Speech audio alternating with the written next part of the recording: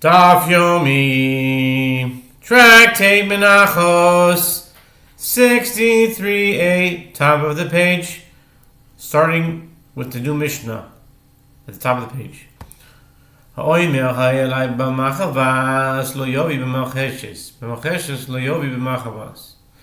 Ma bein machavas u'macheshes, macheshes yesh la kisui, machavas ein la kisui. Divrei Rabbi Yossi Glili. Rabbi Chanina ben Gamliel Omer, Malcheshes Amuka u'Masea Rochashin, Rakin Machavas Sofer Masea Kashin. One who takes a vow to bring a meal offering to the temple and says, it is incumbent upon me to bring a meal offering prepared in a machavat.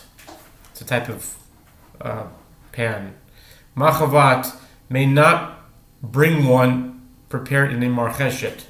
Similarly, it's another type of utensil or vessel, or pan or pot or something. Similarly, if he says, it is incumbent upon me to bring a meal offering prepared in a marcheshet, he may not bring one prepared in a machavat. The Mishnah clarifies, what is the difference between a machavat and a marcheshet? A marcheshet has a cover, whereas a machavat does not have a cover. This is the statement of Rabbi Yossi Glili. Rabbi Chanina ben Gamliel says a marcheshet is deep, and due to the large amount of oil, its product is soft because it moves about in the oil, rochashin. A machavat is flat at the sides of the pan are level with the pan. As the sides of the pan are level with the pan, and due to the small amount of oil, its product is hard.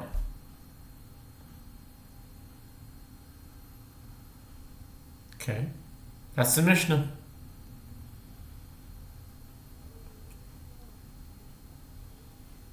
Okay, the Gemara says, by time of Rabbi Yossi, Ile memarcheshes de Asya Arichushe halev ki dichtiv rachash libi davar tov u'machavat de Asya am chaboye hape ki de amri inashe minabach naboche. The Gemara inquires, as the Torah does not describe the different vessels, what is the reason for the interpretation of Rabbi Yossi Glili, explaining that a marcheshet has a cover and a machavat does not have a cover? If we say that the term marcheshet indicates that the offering comes to atone for the sinful musings, the rachasheh of the heart, as it is written, my heart muses on a goodly matter, Psalms 45 verse 2, and therefore his meal offering must be prepared in a covered vessel, just as the thoughts of the heart are hidden. This interpretation is insufficient. And if we say that the term machavat indicates that the offering comes to atone for transgressions committed with the corners of the mouth, as people say with regard to someone who speaks loudly, he is barking. Minbach, menabach, neboche. And therefore his meal offering must be prepared in an open vessel. This interpretation is also insufficient. Ema ipcha machavas de asya amachboe halev dichtiv lama nechbet alivroach malcheshet de Asya arichushe hape ke de amri anashe have rachashan sif vate ela gemara gebirle. The reason these interpretations are insufficient is that one can also say the opposite and suggest that the name machavat indicates that the offering must be prepared in a closed vessel, as it comes to atone for the secret musings of the heart, as it is written that Lavan said to Jacob, Why did you flee secretly? Nechbeta.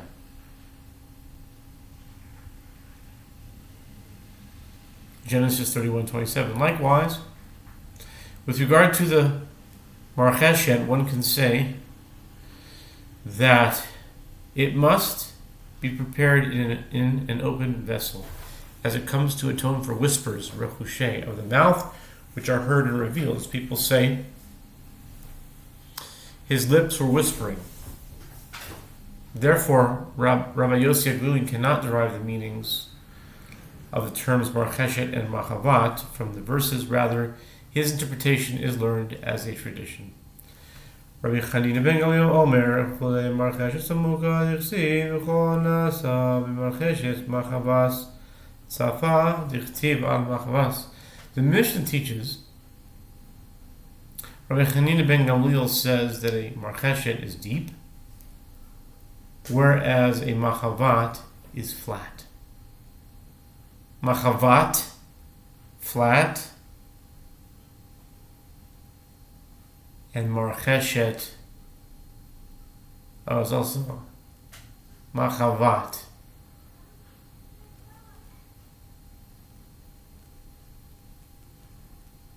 Flat. Machavat is flat. The Gemara explains the reason for this opinion. Marcheshet is deep, as it is written, with regard to this meal offering and all that is made in the marcheshet. Leviticus 7:9. The use of the term in indicates that this meal offering is prepared inside a vessel, meaning a deep container. Conversely, a machavat is flat, with the sides of the pan level with the pan. As it is written with regard to this meal offering and on the machavat. Leviticus 7:9. The use of the term on indicates that it is prepared on the vessel, not inside it. Therefore, a flat vessel is required. Tanu Rabbanan Beishamai Oimrim Ha'oimir Harei Alai Melcheshes Yehei Munach Ad Shiyavu Eliyahu. The Mishnah teaches that if one vows, it is incumbent upon me to bring a meal offering prepared in marcheshet. He's obligated to bring a meal offering of that type. With regard to this, the sages taught that Beishamai say, with regard to one who says it is incumbent upon me to bring a marcheshet without using the term meal offering or the preposition in such a case, the money for the meal offering should be placed in a safe place until the prophet Elijah comes heralding the Messiah and clarifies what should be done. Misabka lehu I al shum kli nigru al shum masehen.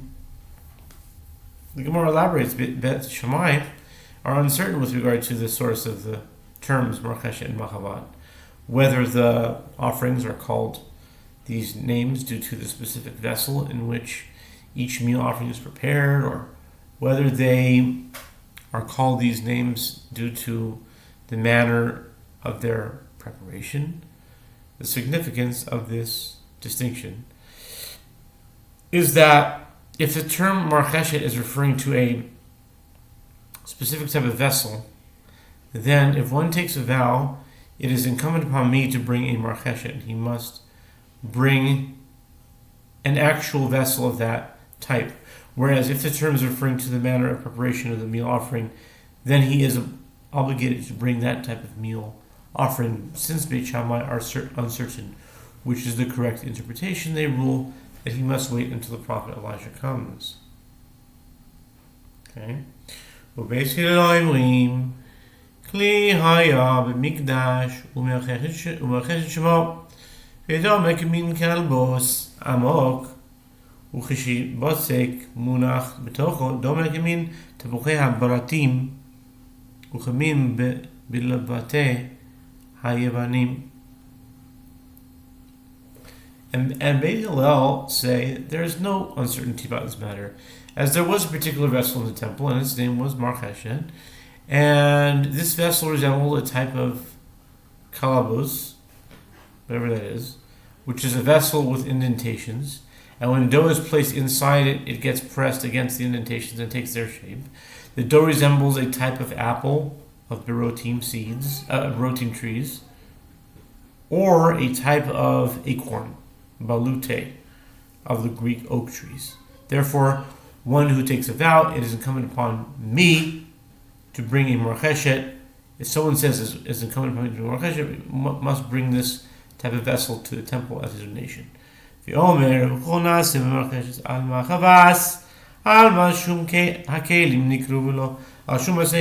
the verse states two different positions with regard to these vessels.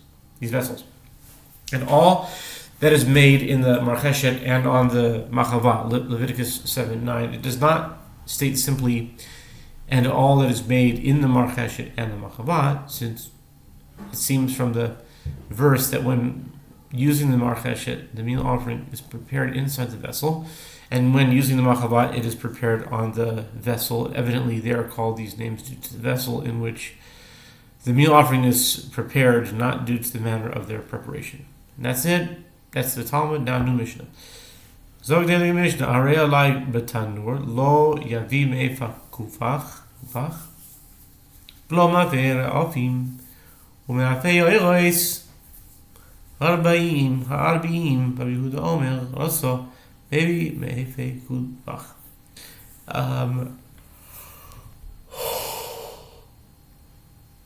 If one says it is incumbent upon me to bring a meal offering baked in an oven, he may not bring a meal offering baked on a small oven, nor a meal offering baked on roofing tiles, nor a meal offering baked in the baking pits of the Arabs. Rabbi Yehuda says if he so wishes, he may bring a meal offering baked on a kupach. Lo yavi mechetza chalos umechetza rikikin. Rabbi Shimon Omer matir bipnei shehu korban echad. If one says it is incumbent upon me to bring a baked meal offering without specifying loaves or wafers, he may not bring half the required amount, the required offering, in the form of loaves, and the other half in the form of wafers. Rather, they must all be of one form or the other. Rabbi Shimon deems this permitted due to the fact that both loaves and wafers are written with regard to this offering, which indicates that it is one offering of two possible forms. Okay. Now that was the Mishnah. Now we're going on to the Talmud. Tanu Rabbanan me'efe tanu lo me'efe kupach.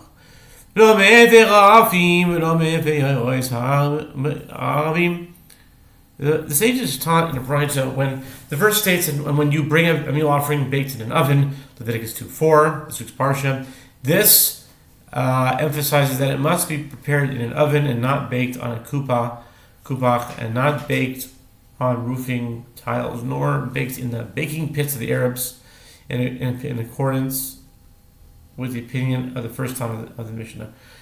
Rabbi Yehuda Omer Tanur Shnei Pamim V'achshir me'efa kupach.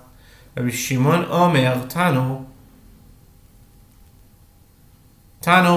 Shnei Pamim Echad Shetei Apyasan Metanu Ve'echad Shehei Hegdeishan Metanu. Rabbi Yehuda says in this verse it states oven, and it also states oven in another verse, and every meal offering that is baked in the oven, Leviticus 7, verse 9.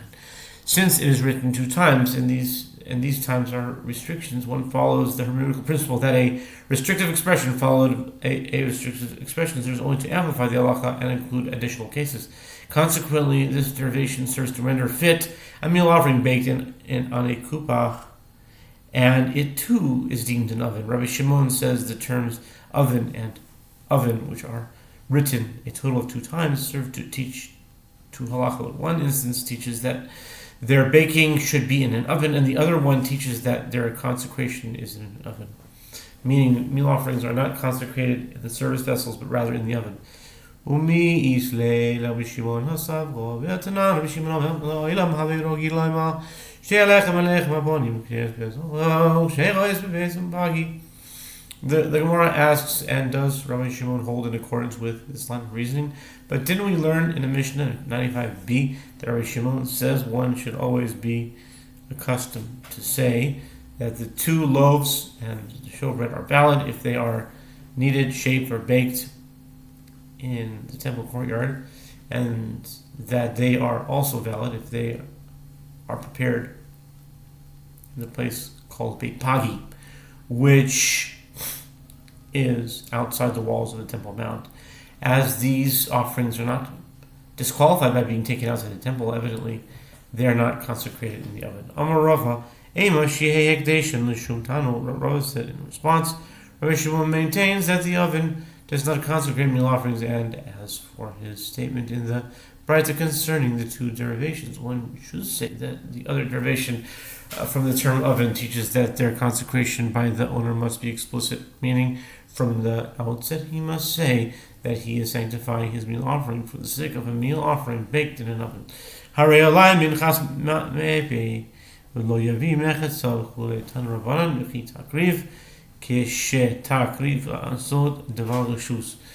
The Mishnah teaches that if one says it is incumbent upon me to bring a baked meal offering, he may not bring half the required offering in the form of loaves and half in the form of wafers, whereas Rabbi Shimon deems this permitted, as it is one offering. The sages taught in Braita, the verse states, and when you bring a meal offering baked in an oven, Leviticus 2:4, the phrase "and when you bring" indicates that this offering is not obligatory, rather when you wish you may bring, meaning the verse teaches how to perform the meal offering baked in an oven as a voluntary matter. Korban mincha. Amar Rabbi Yehuda minayin la omer harei alai minchas ma'afeh shelo yavi mechza chalo yistu mechza rekikin tamad lo mal korban mincha korban echad amalti lach v'lo shnayim v'shlosha korbanos. With regard to the term a meal offering, Rabbi Yehuda says, from where is it derived with regard to one who says it is incumbent upon me to bring a baked meal offering, that he may not bring half of the bread in the form of loaves and half in the form of wafers? The term states a meal offering, which indicates I told you to bring one offering, meaning all 10 loaves of one type, and not 2 or 3 offerings of different types, as allowed by Rabbi Shimon. Amr lo Rabbi Shimon, the Braita continues, Rabbi Shimon said to Rabbi Yehuda. That's the end of the Amud, and we'll stop there for now.